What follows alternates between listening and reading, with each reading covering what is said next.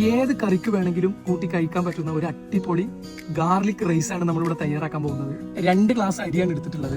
അപ്പൊ ഈ 2 ഗ്ലാസ്സിന് 4 ഗ്ലാസ് വെള്ളം നമുക്ക് ഇതിൽ ഒഴിക്കാം. അപ്പൊ നമ്മൾ ഈ എടുത്തു വെച്ചിട്ടുള്ള അരി നമുക്ക് ഒരു അരമണിക്കൂർ, ഒരു 4-5 പ്രാവശ്യം കഴുകിയിട്ട് ഒരു അരമണിക്കൂർ റെസ്റ്റിന് വെക്കാം. ഒരു ഫ്രൈ പാൻ എടുത്തിട്ടുണ്ട്, ചട്ടി ചൂടാക്കിയിട്ടുണ്ട്. സ്റ്റൗ ഒരു മീഡിയം ഫ്ലെയിമിൽ ഇട്ടിട്ട് പാന് ചൂടായി വരുന്ന ഒരു സമയത്ത് ഒരല്പം ബട്ടർ ഇതിൽ ആഡ് ചെയ്യാം. നമ്മളെ ബട്ടർ ഒന്നും അങ്ങോട്ട് ചൂടായി വന്നിട്ടുണ്ട്. കുറച്ച് വെളുത്തുള്ളി ചെറിയ പീസാക്കി കട്ട് ചെയ്തിട്ടുണ്ട്.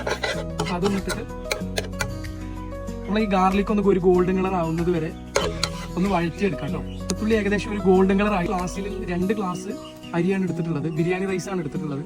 അപ്പൊ നമുക്ക് 4 ഗ്ലാസ് വെള്ളം ഒഴിച്ചു കൊടുക്കാം.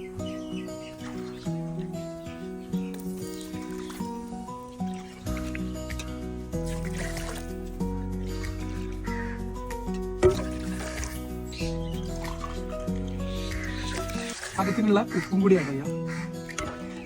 വെള്ളം നല്ല തിളച്ച് വന്നിട്ടുണ്ട്. അരമണിക്കൂർ വെള്ളത്തിലിട്ട് കുതിർത്തിയിട്ടുണ്ട്. അപ്പൊ നമ്മൾ ഈ റൈസ് ഇതിലിട്ട് കൊടുക്കാം. നല്ലോണം ഇളക്കിയിട്ട് ഒന്ന് മൂടി വെച്ച് വേവിക്കാം. നമ്മളെ റൈസൊക്കെ ഏകദേശം വറ്റി വന്നിട്ടുണ്ട് കേട്ടോ. റൈസൊക്കെ ഏകദേശം വറ്റി വന്നിട്ടുണ്ട്. അപ്പൊ കുറച്ചും കൂടി ബട്ടർ ഇതിൽ ആഡ് ചെയ്യാം. ഫ്ലെയിം ഓഫ് ചെയ്യാം. ഒരു 15 മിനിറ്റ് സാധനം റെഡി.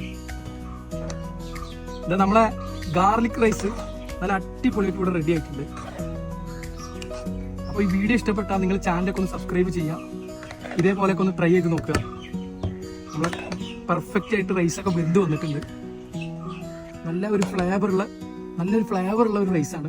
വളരെ സിമ്പിൾ റെസിപ്പിയാണ്, ചുരുങ്ങിയ ചേരുവകളും ഉള്ളൂ. അപ്പോൾ ഈ ഒരു രീതിയിൽ നിങ്ങൾ തയ്യാറാക്കി നോക്കുക. വീഡിയോ ഇഷ്ടപ്പെട്ടാൽ നമ്മളെ ചാനലൊക്കെ സബ്സ്ക്രൈബ് ചെയ്യുക.